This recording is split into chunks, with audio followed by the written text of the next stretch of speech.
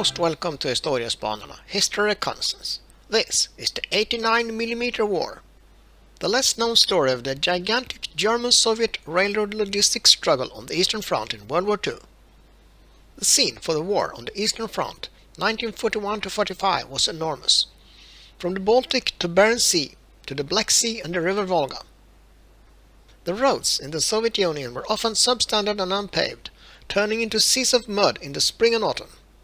This and the vast distances made transport by rail the only possible option. So, follow us and learn more about this deadly logistical nightmare. And please, like, share and subscribe. It means a lot to us. 11:05 a.m., November 12, 1940. A train arrives at Schlesischer Bahnhof in Berlin, and a military band starts to play.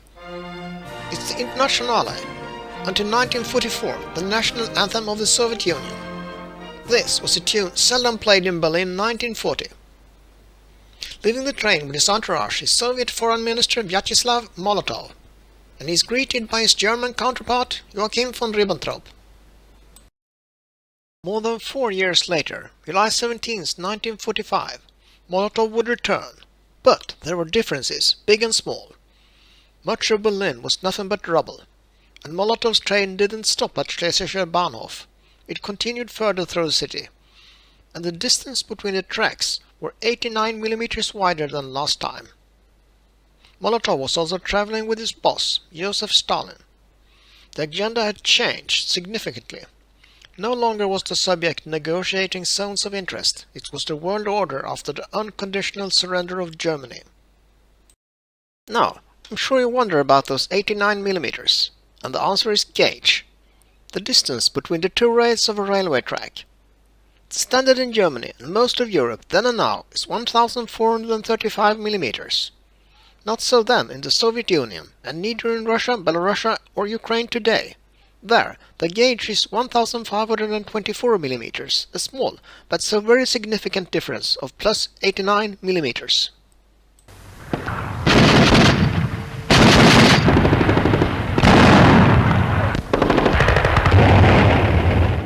June 22, 1941, Operation Barbarossa started, the invasion of the Soviet Union by Nazi Germany and many of its Axis allies.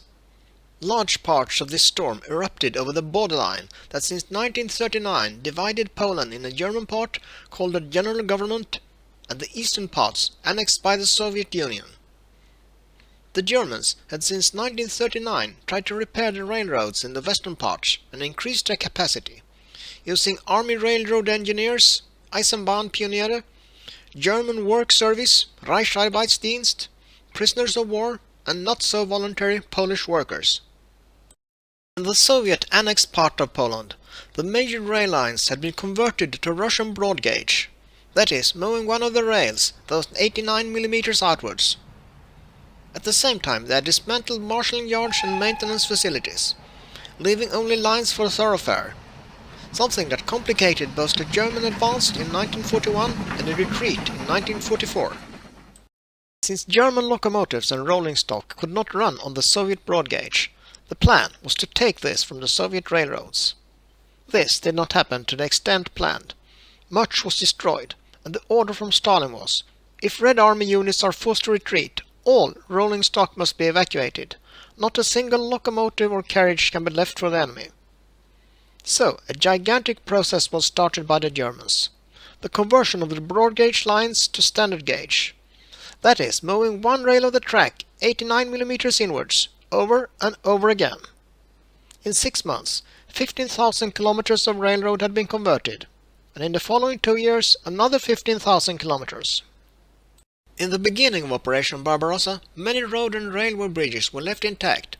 Then, as the Soviet retreat became more organized, large industries were dismantled and transported to the east. One example is the steel industry in Zaporizhzhia in Ukraine that was evacuated in 6 weeks. After that, many bridges were blown up and railroad infrastructure destroyed. In the winter of 1941–42, there was a shortage of supplies east of the Dnieper River. Almost all bridges crossing the river had been destroyed by the Russians, and only temporary bridges built by the German pioneers were available, and they could not withstand the coming spring flood. The solution was to build a temporary railroad track on the ice in Kiev. This was done in 12 days by engineers, technicians, 360 German soldiers, 800 Ukrainian workers. 15,000 cubic meters of ice was cut from the river with saws in very severe cold. Rail and ties were placed on multiple layers of blocks of ice frozen together. 1,400 meters was laid. Until new railroad bridges could be built in the summer of 1943, towed barges were used in Kherson to ferry carriages across the Dnipro. Another bridge was built in Zaporizhzhia further north that was opened with a grand ceremony. Pillars with German eagles flanked the track, swastika flags lined the ramparts, and a big audience in grey, black and brown uniforms had gathered. The joy for this new line of communication was short-lived. 3 months later, the Germans were forced to blow up the bridge when the Soviets advanced. Red Army engineers in their turn built a pontoon bridge that could handle broad-gauge train with a weight of 1,600 tons. The Soviet Union faced a great shortage of locomotives due to the losses in the first years of the war. They also lacked industrial capacity, and the transport demand increased when going on the offensive. In 1943, the American companies ALCO and Baldwin were contracted to produce broad-gauge locomotives as a part of lend-lease. This task was not new to them, so the first deliveries were shipped to Archangel already in December 1943, with convoy JW-55, carrying 20 locomotives and many freight cars.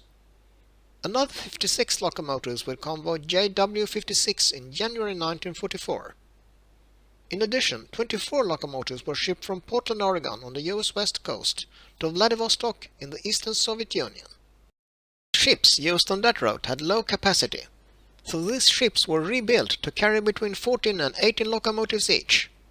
When that was accomplished, the entire 1944 production of 1,749 locomotives could be shipped the Pacific route.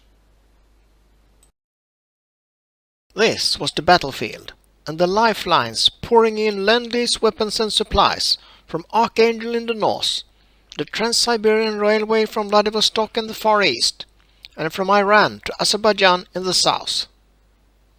Eisenbahner sein heißt heute etwas mehr als einem x-beliebigen Berufsstand angehören. Transports and railroads were extremely important in the war on the Eastern Front, and the propaganda targeted both civilian and railroad workers. On the German side, civilians were told to avoid unnecessary travel, and the slogan was "Keep the wheels rolling for victory. Räder müssen rollen für den Sieg." On the Russian side, they were told that transports are the brother of the Red Army. And, to get the message through, the Moscow radio warned that the minority of railroad workers that disturbed the transports could be sent to a penal battalion or sentenced to death. After July 1943, the Russians gained control of the north and southbound railway lines. Before that, all movements of soldiers and arms had to be transported through Moscow. In 1943 alone, 19,000 kilometers of railway tracks were restored to broad gauge. In November 1944, a temporary railroad bridge was built over the Strait of Kerch, using bridging supplies captured from the Germans. In 1944 and 1945, the retreating German forces systematically destroyed most large and medium-sized railroad bridges. To destroy the tracks, a rail plow produced by the Krupp factory called the Schienenwolf or Rail Wolf was used. A freight car with a giant hook pulled by 1 or 2 locomotives that broke the sleepers behind them and pulled the rails out of alignment. July 17, 1945, at the end of the line, a special train with 11 coaches arrived Berlin with Stalin and Molotov on board. Stalin's coach was armored, and the train had been heavily guarded along the entire road from Moscow by large security forces. It passed Schlesischer Bahnhof and continued west on a broad-gauge track on an S-Bahn main line, passing a Berlin in ruins and on to its final destination, Kaiserbahnhof in Berlin-Charlottenburg and the Potsdam Conference. That's all, folks. Thanks for watching. Please like and subscribe.